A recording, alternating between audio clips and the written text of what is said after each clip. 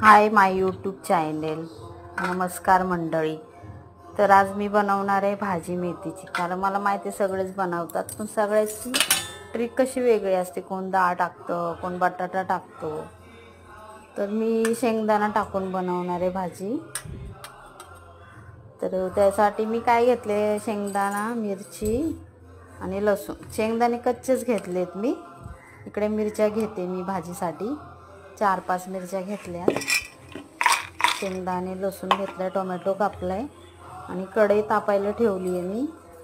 आता आपण हे वाटण करून घेऊ. जास्त बारीक नाही करायचं, थोडं मीडियम केलंय बघा मी. आता तेल, कढई तापली आहे. आता त्याच्यात 3-4 चमचे तेल टाकले, कारण मला तेल जास्त लागतं म्हणून मी थोडं जास्तच घेते तेल. 4-5 चमचे तेल घेतले.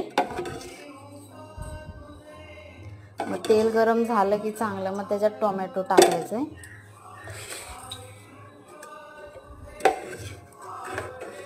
तेल झाले गरम, आता त्याच्यात टोमॅटो टाकते.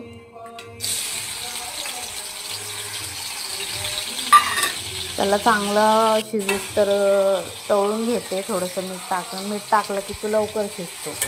मीठ टाकले. आता कावळा ओरडतोय. आता त्या कावळ्याला चपाती द्यायला जायचे, पण अगोदर हे टाकून घेते मी, कारण कावळा पण ओरडतोय. त्याला पण दिलं नाही की तो ओरडतच राहतो. तर मी आता कावळ्याला चपाती देते, कारण तो खाल्ल्याशिवाय तिथून जातच नाही. जोपर्यंत मी देत नाही तोपर्यंत. आता मी तिथे ठेवणार चपाती आणि मी आहे तोपर्यंत घेणार नाही तो.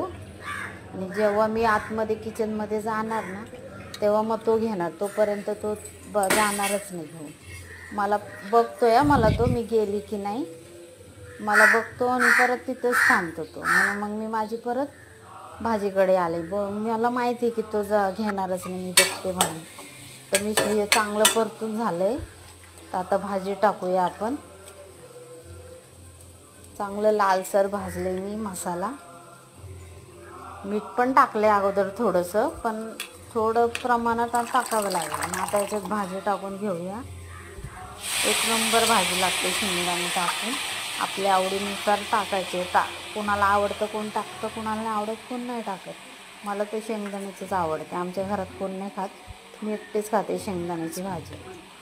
कुणी पातळ पण बनवतात डिलिव्हरी बायला, ती पण छान आहे, पण मला अशीच आवडते. 2 मिनटं परतवली. आता हा भांड्याचा पसारा, हा किचनवर पसारा पडलाय, सगळं घरात आवरते. आता मी सगळा पसारा, कपडे धुवायची पडली.